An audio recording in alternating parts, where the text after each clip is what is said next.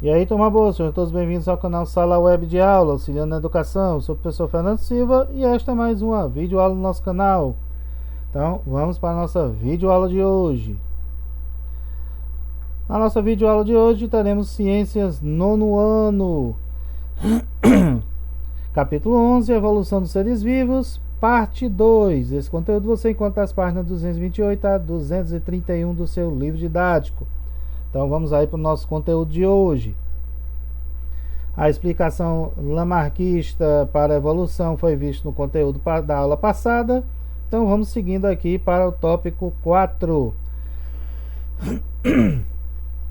A explicação darwinista para a evolução. No ano em que Lamarck publicou suas ideias, nascia na Inglaterra Charles Darwin, em dezembro de 1831.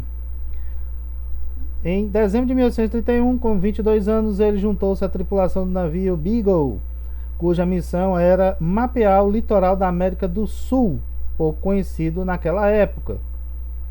Em 5 anos de viagem, Darwin ocupou muito de seu tempo coletando amostras de fósseis, observando espécies animais e plantas, seu comportamento e suas adaptações. Terminada a jornada, ele pôde elaborar sua proposta de explicação para a evolução dos seres vivos, que publicou em 1559 no livro intitulado A Origem das Espécies por Meio da Seleção Natural, frequentemente chamado só de A Origem das Espécies de Charles Darwin. Okay? Então ele fez através do método da experimentação, da anotação, da visualização. Darwin percebeu que os seres vivos em geral têm grande facilidade para gerar descendentes, mas entre esses descendentes, nem todos conseguem sobreviver até que possam produzir seus próprios descendentes, ou seja, nem todos os filhos, né, por assim dizer, nem todos os seus descendentes chegam à capacidade, né, chegam à idade de produzir seus próprios descendentes. Ele notou que os descendentes de um ser vivo não são todos exatamente iguais. Ao contrário, sempre apresentam pequenas diferenças individuais. Apesar de ser muito parecido com aqueles que o geraram, tem pequenas diferenças de um para outro. Assim foi a observação feita por Darwin. E concluiu que algumas dessas diferenças são hereditárias, herdadas dos ancestrais, e podem, em princípio, ser transmitidas aos descendentes. Pode transmitir para o seu descendente, pode essa característica não ser repassada, pode também, ok? Uma vez que sabemos que 50%, a maioria dos seres, né, 50% vem do masculino e 50% do feminino, mas temos os outros tipos de reprodução, ok? Por isso que eu disse, grande parte deles. Segundo as ideias darwinistas, em qualquer espécie de seres vivos, qualquer uma, sempre falando segundo as ideias e as anotações feitas por Charles Darwin, daí ideias darwinistas, alguns indivíduos possuem características que os tornam mais aptos a sobreviver do que outros em determinado ambiente.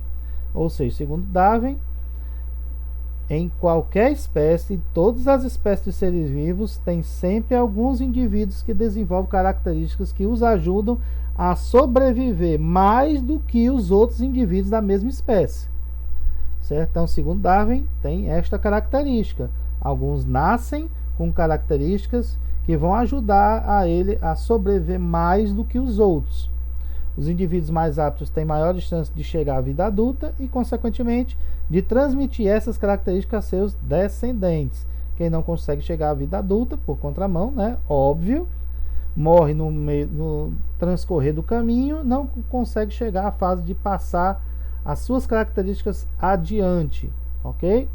O ambiente, com seus fatores vivos e fatores não vivos, como temperatura, né, os ventos, são fatores não vivos, ok? Favorece os organismos mais aptos a enfrentá-lo. Assim, ao longo das gerações, ocorre o que Darwin chamou de seleção natural. Então, para Darwin existe a chamada seleção natural, da própria natureza, dos indivíduos mais adaptados ao ambiente. Para explicar, para exemplificar, vamos lá. Suponha que uma determinada espécie de inseto, cujos indivíduos são verdes, viva numa região do litoral coberta por mata verde. Isso aparece na figura A, certo? Então temos aí um indivíduo, os indivíduos da mesma espécie, mesmo ambiente, os seus descendentes são todos parecidos, certo? Os indivíduos dessa população de insetos cruzam uns com os outros e sempre aparecem novos indivíduos com pequenas variações individuais, por exemplo, a cor. Um novo indivíduo que seja verde amarelado,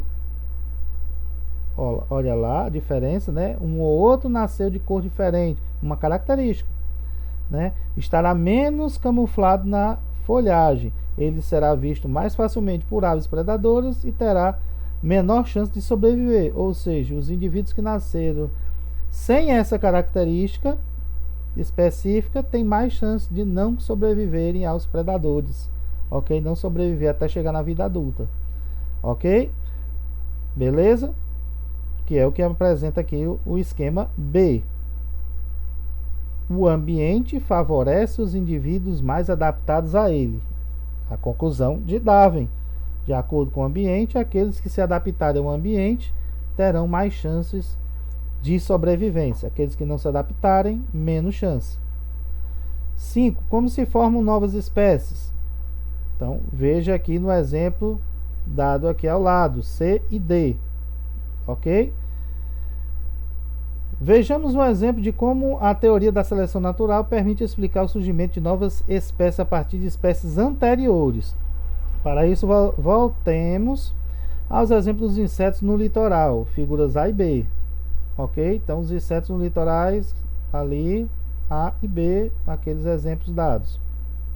Considere que, com o passar de milhares de anos, uma coisa de um ano ou dois, são milhares de anos, as condições da região se modifiquem e uma parte desse litoral seja inundada pelo mar. Aquele litoral ali, essa parte de baixo aqui, o mar foi invadido e aí formou uma ilha, separando esse trecho do continente. Ok? Vamos lá. Separando a população em duas partes, uma das quais fica isolada numa ilha. Então, aquela população que era toda dos mesmos indivíduos, uma ficou separada na ilha e a outra no continente. Considere também que as alterações do clima façam com que a ilha tenha condições tais que favoreçam o crescimento de árvores com folhas verdes mais escuras e que no continente sejam favorecidas plantas com folhas ligeiramente amareladas. Ok? Na ilha, pela seleção natural de Darwin, veja lá, foi dividido o continente, tínhamos um ambiente só, com o passar dos milhares de anos, vamos ter agora dois ambientes naquela região. Suponhamos que na ilha favoreceu as plantas de cor verde escura. Já no continente, começou a mudanças climáticas e tudo mais, favoreceu o surgimento de plantas de cor verde amarelada. No que é que isso vai influenciar nos novos indivíduos? Se todos permanecerem verdes escuros, quem está na ilha vai ser favorecido. Quem está no continente não vai ser favorecido, porque a cor verde escura vai se destacar nas folhagens verde amarelado. Então ele será mais visto por predadores. Então a tendência é aquela espécie ser dizimada, ser extinta. Então, pela seleção natural, a teoria de Darwin, uma nova espécie nasce. Veja que agora essa nova espécie de inseto tem a cor da folhagem da região em que ela habita, ou seja, ela teve que se adaptar e aquela outra espécie não existe mais nesta parte do continente, porque ela foi desfavorável, né?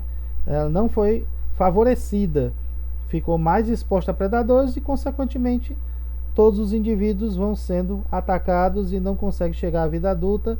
O surgimento dessa nova espécie vai favorecer com que esses indivíduos verde amarelados consigam viver mais e se passar essa característica para os seus descendentes do que aqueles da ilha de cor verde escura. A mesma coisa, quem está na ilha é favorecido por ser verde escuro. Se algum desses insetos verde amarelado for para a ilha, ele estará desfavorecido. Por quê? Porque o ambiente em que eles vivem favorecem mais ao verde escuro e vice-versa. Daí nós temos duas espécies que anteriormente era apenas uma, com o passar dos milhares de anos, com a mudança nos ambientes, aquela espécie criou uma nova espécie para poder se adaptar ao meio em que vive, ok? Evolução não é um processo individual. A evolução não ocorre com um só indivíduo, mas sim nas populações e ao longo das gerações. A seleção natural favorece a sobrevivência e a reprodução dos indivíduos de uma população que tem características que os tornam mais bem adaptados ao ambiente. Então não é um indivíduo. A evolução mexe com uma população inteira, toda uma espécie de indivíduos. Ok? Então não vai ser apenas em um. Vai favorecer, vai haver essa mudança, mas em toda a população, até chegar como a gente viu ali. Antes era uma população só de insetos verdes escuros, mas tiveram que se adaptar e surgiu aí uma população de insetos verdes amarelados, ok? Então favorece, tende a aumentar a população cujas características são sempre favoráveis ao ambiente, ok? E nós temos aí o tópico 7, Darwin inspirou-se na seleção artificial.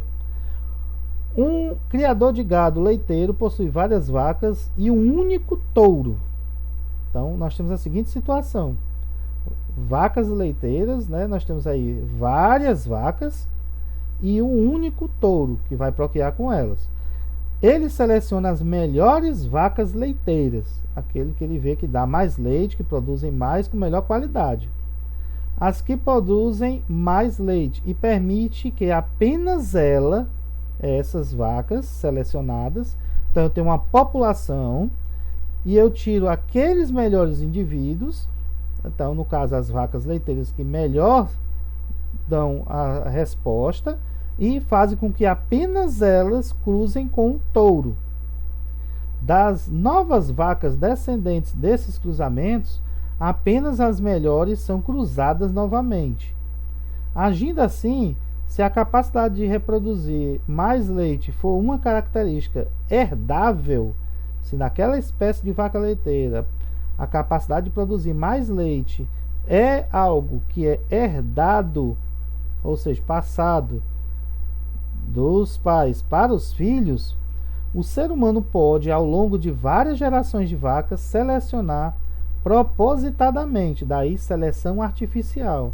O natural é o touro ir procriar com todas as vacas disponíveis, mas o homem criou um ambiente artificial.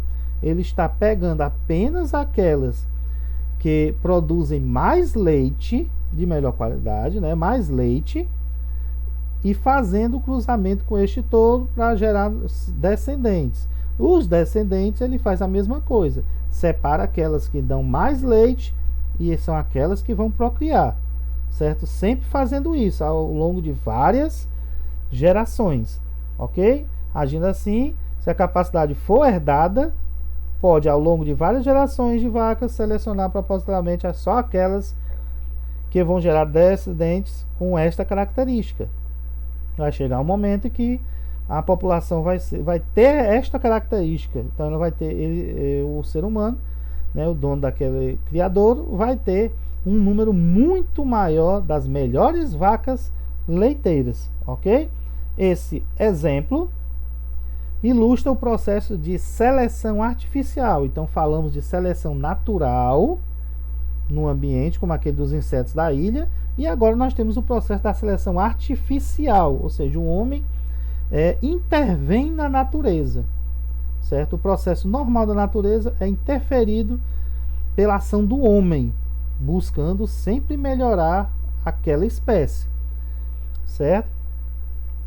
Então é sempre usado pela humanidade desde os tempos mais remotos para produzir animais e plantas mais adequadas às suas próprias necessidades. Por seleção artificial, a humanidade domesticou muitas espécies selvagens, como cães, cavalos selvagens, porcos selvagens, selecionando variedades de seu interesse. Alguns exemplos de produtos da seleção artificial são as raças de gado leiteiro, gado para corte, para a produção de carne, e também de cães, gatos, outros animais de estimação e muitas variedades de plantas utilizadas na agricultura, sempre buscando melhorar e tornar a sua plantação cada vez mais forte, ok?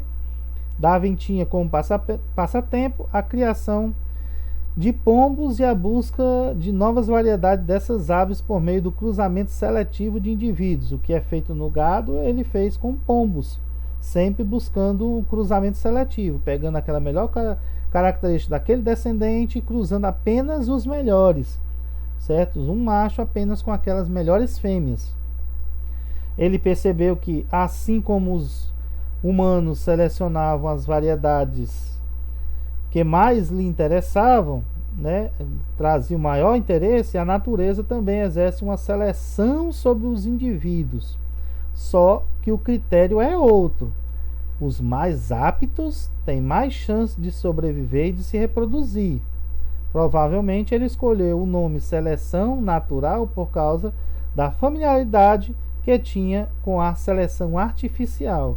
Então, na seleção artificial, a intervenção do homem. A seleção natural, dita por Darwin, é baseada no quê? Mas não tem interferência do homem. Mas os mais aptos vão conseguir sobreviver até chegar na fase de reprodução. Aqueles menos aptos não vão viver para se reproduzir.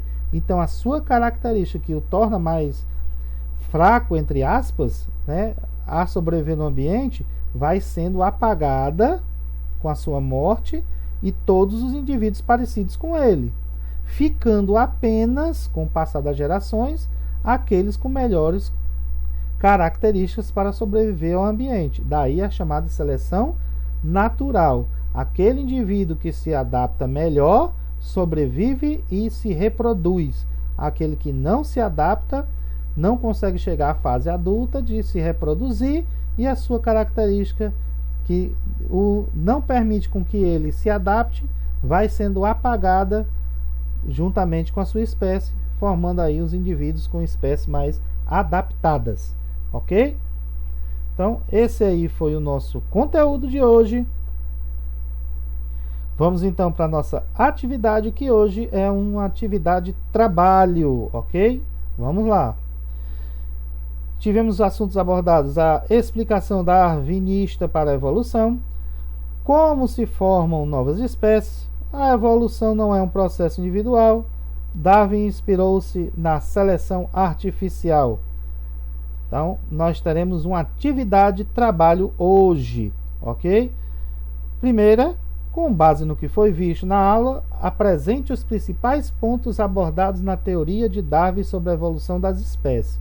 Então, você vai apresentar um resumo seu, certo? Sobre exatamente a teoria de Darwin, Charles Darwin, o que ele conseguiu observar sobre a evolução das espécies na sua visão. Então, você vai apresentar aí um resumo da teoria de Darwin sobre a evolução das espécies.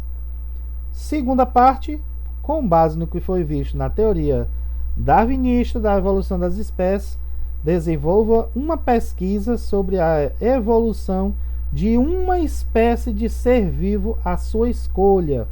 Então, você vai escolher uma espécie de ser vivo e vai fazer uma pesquisa e apresentar, certo?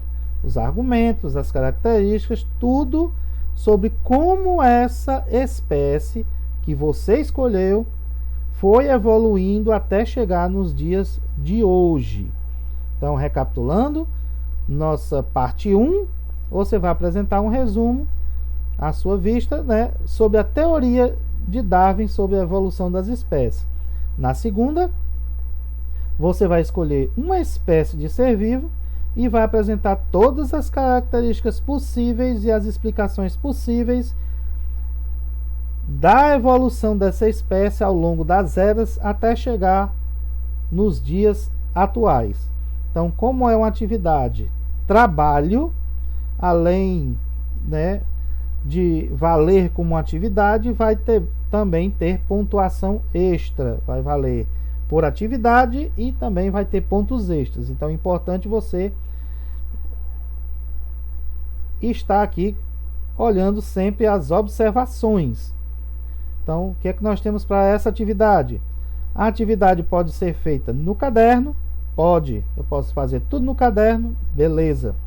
O conteúdo apresentado deve ser feito manuscrito, ou seja, você mesmo vai escrever. Você vai colocar a questão número 1, né, parte 1, e aí vai apresentar o seu resumo. Parte 2 e vai apresentar o seu resumo.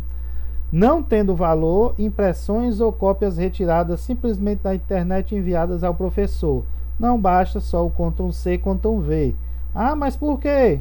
Não é muito mais prático eu botar aqui só digitado? Minha letra é ruim. Pelo menos no manuscrito, você vai ler um pouco, porque tem alunos que simplesmente não leem o que estão apresentando, certo? Por isso que, às vezes, o trabalho fica sem nenhum valor, porque você acabou não falando nada do que foi pedido. Simplesmente você colou uma parte lá e nem leu. Sendo manuscrito, você vai pelo menos ler o que está ali para ver se realmente é aquilo que está sendo pedido, ok? Sua atividade de trabalho poderá conter figuras ilustrativas para exemplificar e engrandecer mais o seu trabalho, certo? Então a gente vai sempre considerar o trabalho mais simples, uma pontuação, aquele mais completo, uma pontuação diferente, certo? Para ser bem justo. Não se esqueça de fazer o cabeçalho e a devida identificação. Então você tem aqui embaixo o exemplo de cabeçalho, atividade de trabalho de ciências, seu nome completo, 9º ano e a sua turma. Pronto, e aí você abaixo já coloca o conteúdo das suas pesquisas, ok?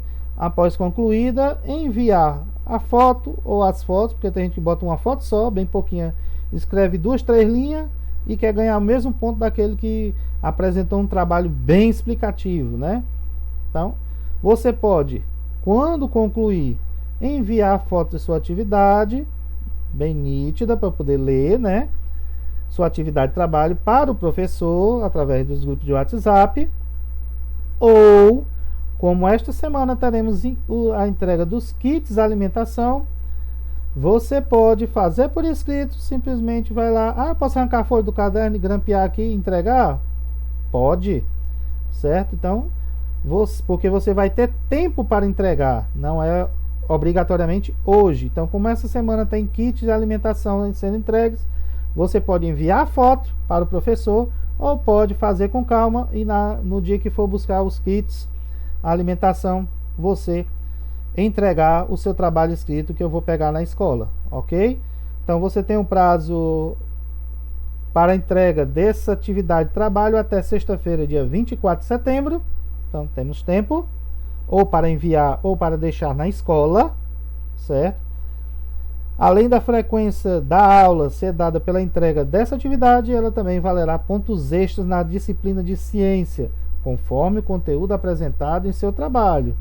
Não espere que aquele que botou 2, 3 linhas receba os mesmos pontos daquele que botou um trabalho bem complexo, com bastante explicação, com ilustração e tudo mais. Isso não é justo. Então, temos que ser justos na hora de repassar a pontuação do trabalho. Então, vale dobrado. Além da frequência, também vale pontos extras para ajudar na disciplina de ciência. A quantidade de pontos vai depender do seu conteúdo, ok? Então, essa aí foi a nossa atividade de trabalho de hoje. Esse aí foi o nosso conteúdo de hoje. E esta foi mais uma videoaula do nosso canal. Deixa aí o seu joinha se você gostou do nosso conteúdo. Se inscreva no canal se você não é inscrito, ative o sininho das notificações para ficar sempre antenado com nossas videoaulas e lives. Vamos ficando por aqui e até a nossa próxima videoaula.